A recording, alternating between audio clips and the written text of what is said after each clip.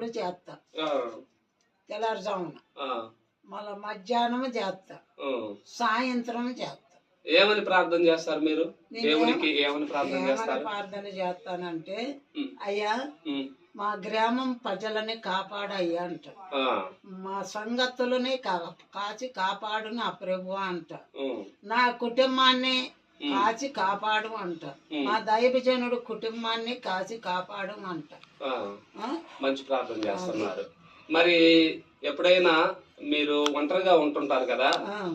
మరి నీకు ఎప్పుడన్నా భయం అని అనిపించదా? నాకు భయం అనిపించదు. ఉమ్. ఎందుకంటే ఆ, నాకు భయం ఎందుకు అనిపించదు అంటే, నా దగ్గర నేను కూర్చునేటప్పుడైనా పడుకునేటప్పుడు అయ్యా నేను పడుకుంటున్నానని చెప్పి పడుకుంటా. ఎవరికి చెప్తావు?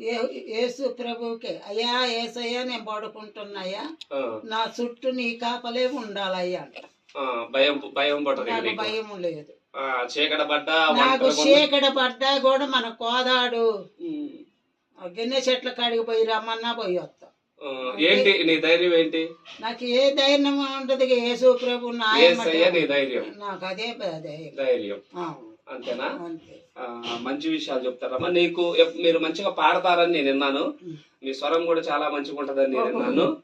ఆ, మీకు నచ్చినటువంటి పాట ఒక పాటను పాడండి. ఎందుకనంటే ఈ రోజులలో పాటలు చూస్తున్నప్పుడు ఆ పాటల విధి విధానాలతో చాలా మారిపోయాం. ఎందుకంటే ఓల్డ్ ఈజ్ గోల్డ్ అంటారు కదా. పాత పాటలు చాలా అద్భుతంగా ఉంటాయి. ఒక పాట మీకు ఇష్టమైనటువంటి పాటను ఒకసారి పాడండి.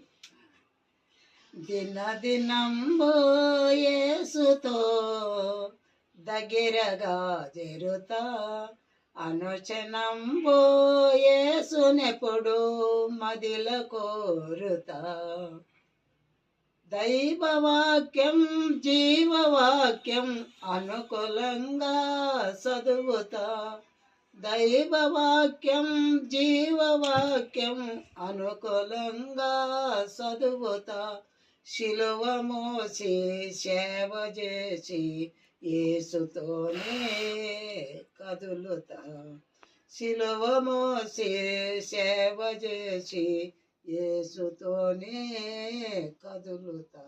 చాలా బాగా పాడారండి. దేవుడికి